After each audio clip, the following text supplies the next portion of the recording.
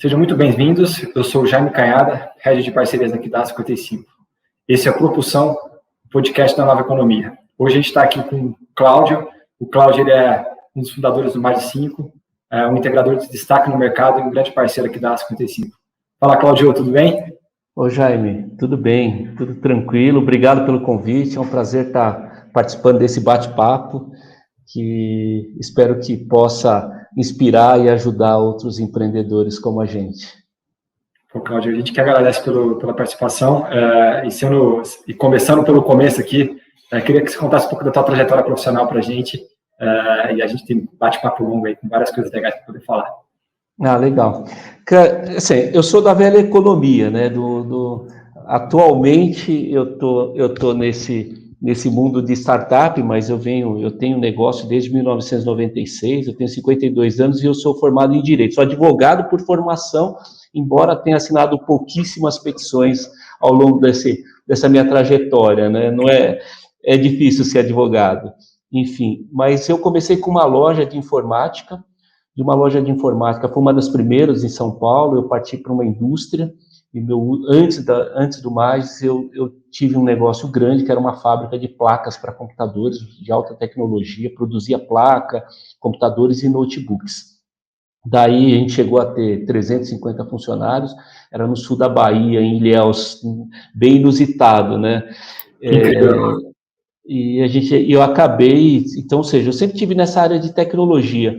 E depois que eu vendi a fábrica, eu entrei nesse mundo do e-commerce, comecei a vender em marketplace e acabei no Magis aí, também de forma muito inusitada, que eu posso contar lá na frente, mas estou reaprendendo agora, o que é mais importante, né? Não, muito legal. Vamos entrar nesse assunto do Magis. Pegando esse gancho aí que você vendia em marketplace, como que surgiu essa ideia do Magis? Qual foi a dor que você encontrou? Falou, cara, acho que tem um potencial aqui. Como que foi essa história? Conta pra gente. Eu acho que, Jaime, até vale a pena dizer que o Magis foi, quando eu falo que é inusitado, né? Eu conheci o Vitor, que é o nosso CEO, é um cara extremamente competente, num grupo de WhatsApp, né? Então, foi assim uma coisa que ele mostrando lá o que ele fazia, eu falei, porra, cara, sim, faz sentido.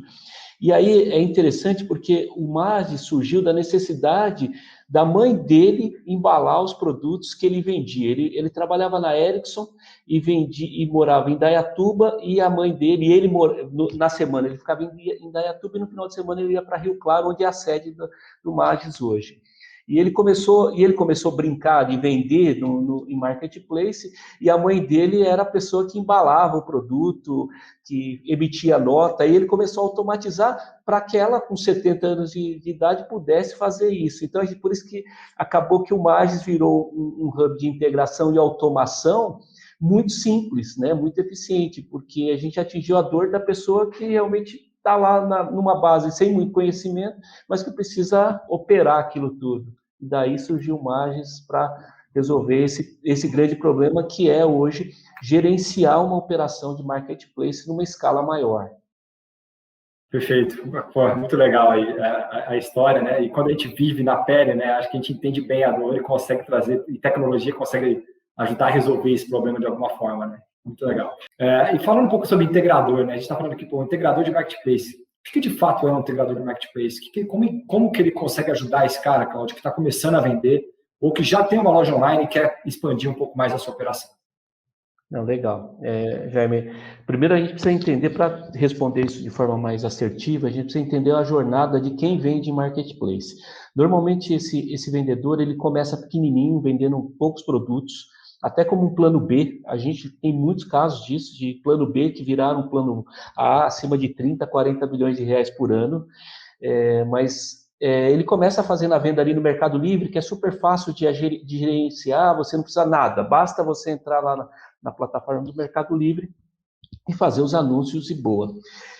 Só que, via de regra, esse processo começa a se tornar profissional e chega um momento em que ele não consegue administrar nem o próprio Mercado Livre, porque ele tem diversos anúncios e diversos produtos sendo vendidos diariamente, e principalmente que ele acaba necessariamente indo para outros marketplaces. Então ele vai lá para a B2W, que é Americanas, Shoptime, ele vai para o Magazine Luiza, ele vai para a Shopee, ele vai para o AliExpress. Isso faz com que ele tenha um pouco de dificuldade de gerenciar. E é onde a gente entra, fazendo o papel de gerenciador desses anúncios e gerenciador desse processo. Então, com a gente, ele faz, a partir do Magis, ele faz um anúncio e replica em todas as plataformas.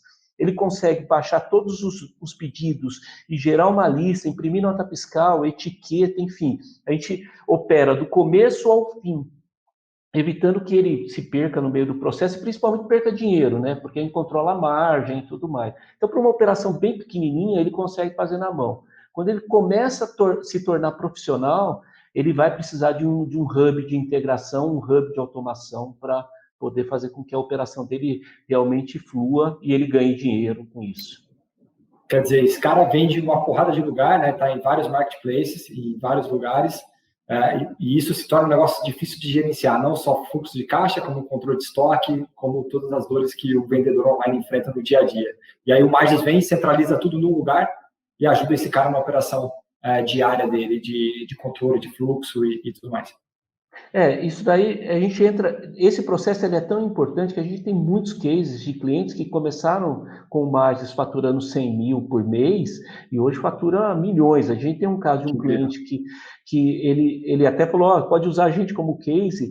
Ele aumentou as vendas em 70% no Mercado Livre depois que ele implantou o Magis. Não que a gente faça uma mágica, mas a gente dá tempo, a gente automatiza o processo de forma que ele possa olhar para aquilo que é importante. Né, estratégia do negócio, não o operacional, ficar lá preocupado se emitiu a nota ou não. Isso não agrega valor no processo. O que agrega valor é a estratégia. Né? Então, todo mundo que está empreendendo, se não sabe, um dia vai chegar nisso. Quando a gente começa, a gente carrega a caixa, faz tudo isso, e é divertido, faz parte da nossa história. Mas quando você vai crescendo, o carregar a caixa já não faz sentido para a pessoa mais importante dentro da empresa. Não necessariamente a que mais ganha, né? Mas a pessoa mais importante dentro desse processo, ela cuida da estratégia, não faz sentido ela perder tempo, meio-dia dela, embalando uma caixa. Ela tem que olhar lá o anúncio, estratégia, fornecedor e tudo mais. Fluxo de caixa, né? Que é super importante para ele não se perder. O Magis, então, fala pro cara, cuida da tua operação, faz o que você faz de melhor, que a parte chata aqui de gestão deixa comigo que eu vou fazer muito bem. É por aí. É isso aí. Muito legal. Tem que ser assim, né? Não, legal. E, Cláudio, a gente tem visto aí um movimento bem grande, né? E aí, pegando um gancho em marketplace desses grandes players, né? B2W, Amazon, né? Magazine Luiza, investindo muito na frente de logística, né? O Mercado Livre mesmo soltou aí que grande parte dos 10 bilhões que eles estão investindo no Brasil serão direcionados para a parte de logística. Como que você vê esse movimento da privatização, entre aspas, dessas entregas? Cara, primeiro que isso está ligado à experiência do consumo. Eu acho que as pessoas, muitas vezes as pessoas não percebem o que está por trás disso. Então, vamos pensar qual é a experiência do consumidor desde do início lá do século passado, quando começou as primeiras lojas. Ele ia até a loja, olhava o produto sensorial, ele precisava pegar o produto e comprar. E vinha aquela coisa da necessidade de ter esse produto ali na hora. Com a pandemia, deu uma quebrada um pouco nisso, né? Evidentemente, a gente está gravando agora na segundo, né, mais de um ano de pandemia, e a gente percebe o seguinte, mudou esse conceito, e o que o Mercado Livre está liderando? Aí eu digo assim, efetivamente é o Mercado Livre, oferecer a melhor experiência para o consumidor. E como pode oferecer essa melhor experiência? Tendo preço competitivo, descrições corretas do produto e uma entrega rápida. Então, é difícil você imaginar que há 2 anos atrás você comprava um produto, não estou falando de um livro, você está falando, eu compro um computador, eu compro um notebook, agora, às 10 horas da manhã eu compro um notebook e às 4 horas da tarde ele está sendo entregue na minha casa. Então, esse movimento pelo transporte, em estruturar o transporte, formas que até então não existiam, está ligado muito à entrega, a experiência do consumidor. E tem um outro ponto, o consumidor que compra e recebe, ele diminui o ciclo, ele vai comprar mais rápido. Então, imagina que você está comprando um livro hoje. Você leva uma semana para comprar, provavelmente você vai comprar um outro livro só depois que você lê aquele. Então, o seu ciclo, que seria de uma semana, 2 semanas, 3 semanas, ele se estende pelo prazo de entrega. Isso vale para todos os produtos. Então, o marketing, uma leitura que eu faço, a minha pessoal, é de que os marketplaces também querem diminuir o ciclo de compra desse consumidor. Então, uma dona de casa que compra um produtinho lá, rapidamente ela recebe o produto. Ela vai querer comprar de novo, porque ela tem uma experiência boa, o produto chegou, ela gostou. Se ela não gostou, ela devolve, que vai alguém passar lá na frente da casa dela. Então, isso é bem interessante, né? Agora, vamos ver o que vai acontecer com a privatização do correio, se a gente não vai perder, se isso não vai ser uma barreira de entrada para novos marketplaces, que é uma preocupação que tem que ser posta na ordem do dia, não ser contra ou a favor, mas a questão é, se o Magazine Luiza ou uma Amazon comprar o correio, como que o resto do mercado, um novo marketplace, aí a A55 resolve virar um marketplace, como que ela vai usar esse serviço? Ela vai ter que criar um serviço inteiro? Não, isso é uma pergunta, mas não vem ao caso agora. Perfeito, não, muito legal ter essa visão. A gente nem acaba nem pegando esses pontos que você comentou aí do que está, né, de forma subliminar aí nesse conceito do porquê desse alto investimento por parte desses players. Né? Muito legal ter essa visão. E aí outro ponto, né, fazendo um gancho que está muito ligado à parte de logística, que são os dois grandes assuntos que são comentados hoje em marketplace, é também a parte de investimento em marketing. Né? É um negócio que eu li uma matéria recente da Next no meio mensagem, dizendo que que a expectativa de crescimento é de em torno de 500% até 2023. Né? Como que os clientes têm se preparado para se destacar da de marketplace, uma vez que a briga tem sido forte, né? Tem muita gente entrando. Como que você analisa esse movimento também e essa parte de investimento de estratégia e de mídia, de marketing e marketplace? Vamos lá, eu acho que eu diria para você que o marketplace faz a própria venda e ele faz um investimento maciço né? Você vê lá Shopee na televisão, Mercado Livre e tudo mais. Só que estrategicamente o seller ele precisa entender que quando ele vende no marketplace o cliente não é dele. Né? Ele nem aparece lá como seller. Então eu diria que o mais importante numa estratégia para quem quer vender no marketplace é ter a sua loja virtual e construir a sua marca fora do marketplace. O marketplace é importante, um não acaba com o outro, nunca vai acabar. Né? Não se trata nem de ser mais barato vender na loja própria, isso é uma falácia. Né? A gente pode fazer qualquer conta aqui, vai chegar à conclusão de que o investimento para vender em loja própria é tão grande, se não maior do que no marketplace, porém você não está construindo uma casa no terreno dos outros, né? Como dizia o velho ditado aí. Né? Então eu acho que a questão toda é as empresas que querem ter presença online, elas precisam entender que o marketplace não é ter presença online, é vender online, que é muito diferente de ter presença online. Então, eu tenho uma fábrica de camiseta da A55 e eu vendo super bem no marketplace. Isso não quer dizer que eu tenha presença online, eu tenho um canal de venda online. Agora, eu tenho o meu site A55, super bacana, que eu vendo via Instagram, eu vendo Facebook, eu vendo e eu invisto em marketing, isso é ter presença online. Então, a gente tem que sempre separar a presença online da venda online. Às vezes, isso se confunde. E, normalmente, as empresas, o caminho mais rápido para vender online é o marketplace. Não está errado. Agora, em algum momento, você tem que olhar um pouquinho e falar, cara, eu preciso investir na minha marca. Né? Senão, não vai fazer sentido. Daqui a pouco, você não existe. Acho que o lojista precisa entender que todos são canais, né? Você vai ter uma presença de branding maior, no outro você vai ter uma presença comercial muito mais forte, né? Mas que no final do dia, até a própria loja física, todos esses são canais que ele tem de poder alcançar o consumidor de alguma forma. Não, sem dúvida, sem dúvida. É uma questão que convive pacificamente, né? E eu digo até mais, eles são complementares, né? Então, eu alavanco o meu volume de vendas no marketplace, enquanto isso eu vou criando a minha marca para um dia eu ser tão grande quanto, ou ter uma participação relevante, não preciso sair de um para entrar no outro, eu posso estar com os dois. Perfeito. Aumentando meu ticket, aumentando minha margem, enfim. Uma estratégia mais de longo prazo, né? Excelente, Cláudio, muito bom. E me conta uma coisa, Cláudio, o que você tem visto aí de tendência? Para onde que o Maggi está olhando aí de tendência no marketplace nos próximos anos? O que você destacaria aqui para a gente? Cara, eu acho que a primeira coisa é, se a gente olhar nesse momento, o mercado que mais cresce é ferramentas e produtos para casa, né? Dado a pandemia, as pessoas estão ficando mais tempo em casa. Mas produtos que tinham muita resistência de venda, de compra, né, por parte do consumidor, como moda, esse eu acho que, assim, ainda a gente não chegou no ponto máximo. Eu creio que em breve a gente vai ter ferramentas desenvolvidas aí por sites, pelos marketplaces, onde você vai poder olhar o produto e vai se vestir e vai poder ter ideia um pouco mais clara, sabe? Aquela coisa que parece ficção, olhar o espelho e no espelho a roupa, você vê como que você tá. Então, eu acho que moda é um mercado que tende a crescer muito, muito mais, né? E aí é lógico, a gente tinha um monte de resistência de pessoas que não compravam via internet porque tinham medo de colocar o cartão de crédito. Então, todos os segmentos cresceram, todos, sem exceção.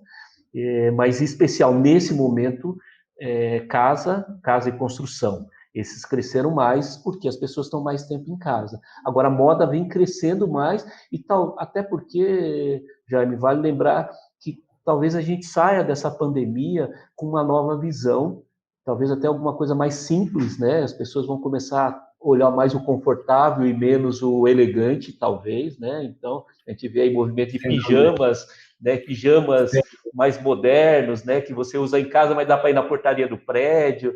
Eu já estou adotando isso aqui. Né? Então, eu acho que tem muito isso sabe, do estiloso, assim, mais confortável. E que isso vai ajudar a moda, ajudar a venda na moda, porque não vai ser aquele negócio com caimento perfeito. Talvez você olhe mais para o confortável. A gente de fato está no mundo em transformação, né? Sem dúvida nenhuma. Não, muito legal. Uma curiosidade, né, que eu gostaria de levantar aqui é como que o Maggi se prepara para uma data tão importante como a Black Friday? E qual que é a dica que vocês dão para o cliente, assim, para esse cara que está vendendo online? Porque a gente sabe que a Black Friday não é o dia, né? O que vale é a preparação, né? Para você chegar nesse dia tão importante para o e-commerce, né? Para o varejo como um todo. Como que você analisa, como que vocês fazem aí no Maggi? Primeiro que a gente sempre orienta os nossos clientes de que a Black Friday é o Natal, é o Natal online. Hoje ele certamente ele já tem superado, tem impactado as vendas de Natal. E não é como você disse, não é uma coisa que você deva preparar ali em 15 minutos, eu chego em novembro, resolvo me preparar para Black Friday. A Black Friday é uma preparação anual. Quando acaba uma, é que nem o carnaval, acabou a Black Friday, começa a próxima. Isso daí envolve, Jaime, questões de produto, visão do que você vai vender, né? Não adianta você querer aquela velha piada, né? Vamos vender tudo pela metade do dobro, né? Você precisa ser realmente realista nesse processo. E você precisa planejar, então você precisa olhar, e aí acho que vocês fazem esse trabalho muito podem ajudar muitos sellers, né? Essa questão de olhar o fluxo de caixa. Então, imaginando que eu tenho um seller que eu trabalho com importação. Um ciclo de importação ele pode levar 180 dias. Então, ele já, se ele quer vender na Black Friday, ele já está atrasado, ele precisava já estar correndo atrás disso 2 meses antes. Né? Então, Exatamente. Ele precisa ajustar esse ciclo. Então, ele tem que olhar para o caixa dele e entender o seguinte: se eu quero vender 1 milhão, quanto eu preciso ter de produto para essa época? Não tem milagre. Não adianta você falar, eu vou vender R$1 milhão com 100 mil no estoque. Então, ele tem que olhar e se preparar, bater perna, conversar com o fornecedor, se envolver com os fornecedores. E eu acho que eu sempre falo o seguinte: o fluxo de caixa nesse processo é extremamente importante, né? Você alinhar a sua expectativa de caixa, porque depois você vai ter um ciclo para receber. Então, você precisa olhar, uma coisa é você pôr um pedido firme no fornecedor para Black Friday hoje, você não vai ter que dar algum tipo de garantia, né? Talvez ali você tenha que dar lá 10%, e aí você vai mexer com o seu caixa naquele momento, como que você vai... Então, isso é importante, uma preparação anual. Não dá para brincar em outubro, setembro, eu vou preparar Black Friday. Eu tenho que ir antes, né? Bem antes. Sem dúvida. Tem muito lojista que faz grande parte do faturamento nessa data tão importante, né? E não adianta, né? Tem que preparar marca antes, tem que preparar estoque, tem que estar com o capital de giro em dia poder ser bastante ousado e bastante agressivo, tendo visto o crescimento do próprio ecossistema durante os últimos anos nessa data tão importante, né? Então, legal. Um ponto que eu queria também te perguntar, Cláudio, como é que você vê a frente de dropshipping no Brasil, né? A gente sabe que, acabou falando de logística bastante aqui, né? A gente acabou falando de marketplace. Como que vocês têm olhado para o dropshipping? É um movimento que tem crescido muito forte no Brasil, né? A gente fez isso na China já há muito tempo, mas aqui no Brasil é um negócio que tem ganhado força. Como que vocês estão analisando esse movimento? Bem, o dropshipping internacional ele já existe há muito tempo, né? Então, sim, só que a diferença era que antigamente você comprava da AliExpress e esquecia. Aí um belo dia chegou uma encomenda para o senhor aqui. Aí você ia lá e falava, nossa, você nem lembrava o que era. As pessoas que estão comprando hoje dropshipping da China têm percebido que têm recebido cada vez mais rápido. Isso porque existem empresas focadas nisso, né? Então, tem empresa, a Alibaba, ela tem um cargueiro que vem toda semana de lá para cá. Então, da China para o Brasil, então você comprou, uma semana depois você está recebendo. Agora está mudando um pouco para o dropshipping nacional. O dropshipping nacional, ele vai também entrar, nós trabalhamos hoje nessa frente de criar uma solução para dropshipping nacional. Pô, que legal. A gente, é bem estruturado, a gente está rodando isso hoje com um parceiro nosso, e a gente entende que vai ser um caminho muito importante o dropshipping nacional para que as indústrias e os grandes importadores entrem nesse mercado também, né, de forma automatizada, de forma inteligente. Então, esse mercado também vai crescer como um novo canal de vendas para esses grandes, para a indústria especialmente, né? Ótimo, não, excelente, legal ter essa visão. Eu também acredito muito, acho que tende a crescer muito, principalmente quando a gente supera um pouco esse negócio da logística e esse negócio de comportamento de compra, né, que mudou, hoje as pessoas estão comprando de fato mais online, né, tende de fato a ter uma relevância muito maior. Não, muito bom. E Cláudio, me dá uma dica para quem está ouvindo a gente aqui. O cara que está vendendo online hoje, está começando a sua operação, o que você falaria para esse cara hoje? Pô, você é empreendedor, tua história, ser um empreendedor que conseguiu vender já uma empresa, está tracionando muito bem o marketing, a gente vê um crescimento super legal de vocês, né? E a gente que acompanha de perto tem um carinho super, super grande. Conta um pouco do que você falaria para esse cara que está começando, dado que aqui é um papo de empreendedor para empreendedor. Cara, eu acho que tem que ser resiliente acima de tudo, né? Fazer conta, saber fazer conta. A grande maioria das empresas, a gente percebe o seguinte: as empresas elas não quebram porque as pessoas são incompetentes, né? Elas não têm o conhecimento necessário para empreender, e a grande maioria das empresas, infelizmente no Brasil, acabam quebrando por falta de capital de giro. Elas não conseguem gerenciar o capital de giro. Eu estava falando com um amigo meu essa semana, que é isso, muitas vezes o empreendedor ele usa o capital de giro achando que é dele, né? Então o dinheiro na verdade é do banco, é do fornecedor, ele vai lá e compra um carro novo, quer trocar de casa, e ele esquece que é uma fração dele. Então ele precisa ter uma gestão de caixa muito eficiente, ele precisa crescer na medida que o caixa acompanha. Não adianta, eu quero vender 1 milhão e eu tenho capacidade de 200 mil reais. Cresce 200, depois cresce 300, vai reinvestir no lucro. Então, primeiro, ele tem que olhar o caixa, ele tem que se informar, ele tem que saber fazer conta e tem que ser, acima de tudo, resiliente. Porque se tem uma coisa que vai dar, é errado. Sempre. A gente vive se tem o modo hard, tem o modo Brasil, né? É muito difícil empreender, mas a gente sobrevive, cara. Não tem assim, sabe? A gente vai se reinventando. Então vai bater ali, vai dar errado, mas ele tem que olhar e falar, pô, onde eu errei e eu vou consertar. Se ele fizer isso, ele vai crescendo aos poucos. Eu tenho uma frase que eu sempre uso, né, que tudo que começa no oba-oba termina no epa-epa, né? Então, assim, se organiza, não dá para ser oba-oba, eu estou vendendo, eu vou comprando, vendendo sem fazer conta. No final das contas, isso vai virar um problema para ele. Então, cresça organizado, estude, né? Não perca todo o tempo estudando, porque você tem que fazer, mas olha, mas eu acho que o principal, eu sempre digo isso, o principal preocupação que hoje um empreendedor tem que ter é com caixa. Não queira ser uma empresa de 1 milhão de reais de faturamento por mês ou 10 milhões de faturamento por mês sem fazer conta. Ele precisa saber o seguinte: quanto custa a mercadoria, quanto ele tem de margem, quanto vai levar para o governo e quanto ele precisa para crescer. Então, se ele não olhar isso, Jaime, esquece. Ele vai crescer. Eu canso de ver sellers, né, e eu já vi muita gente que quebra no auge, exatamente por conta disso, ele erra na conta. Perfeito, eu acho que é excelente isso que você falou, porque hoje, ao contrário de antigamente, hoje tem fluxo, né? A internet tem muito consumidor querendo comprar, né? Então, venda você vai ter. Se você se posicionar de uma forma legal, se você se comunicar de uma forma legal, usar os canais certos, você vai vender. Mas não é só vender, né? É como você controla a tua operação, sem dúvida. É onde a gente entra, né, com uma solução que gerencia, é onde vocês entram com uma opção de facilitar a vida do empreendedor. Eu acho que essa liga, né, tem muita gente com boa vontade hoje, tem muita solução para poder contribuir para o crescimento desses empreendedores, não tenha dúvida disso. Excelente. Não, essa dica vale ouro mesmo. Não, muito bom. Cláudio, a gente está chegando ao fim. Eu gosto sempre de bater um papo, bate-volta com o entrevistado para conhecer um pouco melhor. Então, eu vou te fazer algumas perguntas aqui rápidas, algumas frases, e me fala o que vem na tua cabeça. Fechado? Fechado. Boa. Um livro.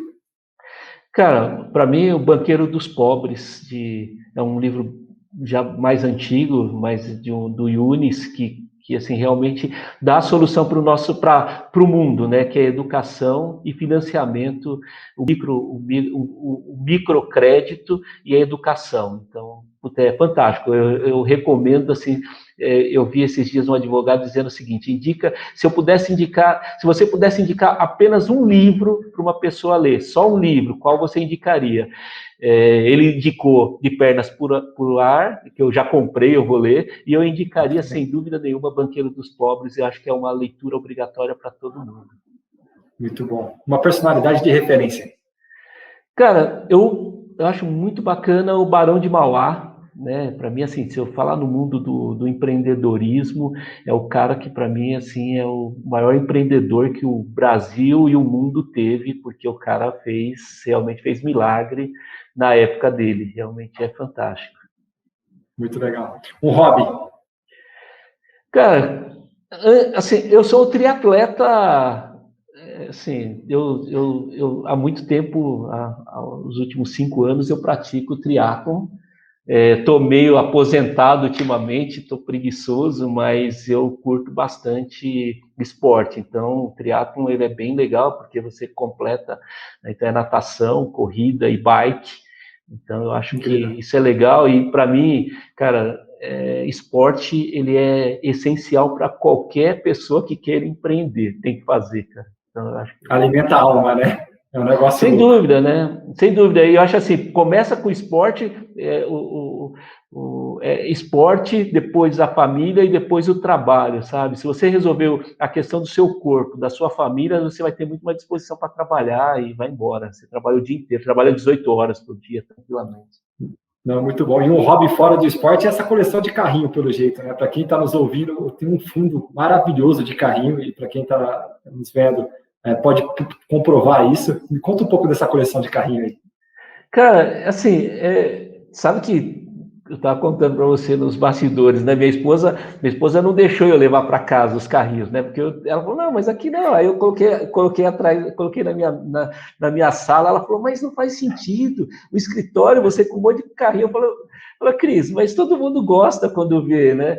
Mas é muito legal. Eu tenho paixão por esses carrinhos. São carrinhos antigos, então de vez em quando eu vou lá e mudo de posição, falo, agora eu quero só quero colocar por ano, quero colocar por cor, aí a gente vai mudando, mas é muito legal, é bem divertido essa. Aí eu vou comprando, né? Às vezes a gente passa na banca, tem um que você não tem, aí você vai comprando e vai complementando, mas tá bem grande já. Que incrível, cara. Hoje, a hora que a gente entrou aqui para fazer esse bate-papo, falei, nossa, meu sonho era ter uma coleção dessa. Muito legal mesmo. E me fala um motivo de orgulho, Cláudio. Cara, eu acho que o orgulho é minha família, cara, acima de tudo. O motivo de minhas 2 filhas, eu tenho 2 filhas maravilhosas, uma que já é advogada, a outra que será física em breve, tá cursando física, né? E eu tenho uma esposa maravilhosa, sou casada há mais de 25 anos, então, assim, realmente minha família é um motivo de orgulho. É para eles que eu trabalho, que eu venho e faço, me esforço todo dia. Que incrível, cara. Muito bom. E um sonho, Cláudio, para a gente poder finalizar? Cara, assim, poder retribuir um pouco do que a gente está construindo na vida. Eu tenho trabalhado, assim, a gente faz parte de um grupo de trabalhadores, né? Então, às vezes as pessoas olham o empreendedor e falam, o cara... Não, cara, a gente é trabalhador tanto quanto qualquer outro, a gente trabalha muito, né? E tem, graças a Deus, a gente teve a oportunidade e está aí construindo alguma coisa, mas realmente eu acho que a gente tem que construir um mundo melhor, né? Isso é muito difícil, ajudando as pessoas. A gente precisa fazer com que esse país, pelo menos, ele se torne um pouco menos desigual, porque como capitalista, eu falo sempre isso, né? Ao contrário do que muita gente acha, quando você fala isso, você é comunista. Não, como capitalista, eu entendo que as pessoas, a gente só vai ser feliz e só vai ganhar dinheiro como capitalista quando as pessoas puderem consumir, quando essas pessoas puderem ter o mínimo de condição. Se a gente viver num país onde 1% é rico e 99% é pobre, isso não é um país próspero para o empresário. A gente vai vender para 1%, e eu prefiro vender para 100% do mercado. Então, acho que o sonho é ainda ter um país mais justo. Perfeito, Cláudio. Queria te agradecer muito pelo papo de hoje, cara. Muito legal poder conhecer mais da tua história, conhecer mais o Magis, ter a tua visão sobre o mercado. Quer deixar alguma mensagem aqui para quem está nos ouvindo? Cara, não, eu acho que assim, espero sinceramente que esse nosso bate-papo ele possa inspirar novas pessoas, que possa alertar novos empresários e que possa motivar pessoas a empreenderem nesse mercado. Assim, eu acho que a gente vive um momento super difícil, super delicado nesse momento. Talvez daqui 1 ano, 2 anos, quem estiver ouvindo isso depois de ter passado, vai sempre se lembrar desse momento como um momento super delicado. E eu não tenho dúvida que isso vai ser superado, a gente vai passar por cima disso e a vida vai seguir como ela tem que seguir. Ótimo, cara. É isso. Bom, mais uma vez, obrigado. Nesse episódio hoje, gente, do Propulsão, a gente falou sobre marketplace, e-commerce, empreendedorismo, sempre tentando colaborar aí com vocês e poder ajudar um empreendedor que luta aí diariamente para correr atrás do seu sonho. Continue acompanhando as nossas redes sociais e a gente se vê na próxima. Um abraço. Tchau, tchau.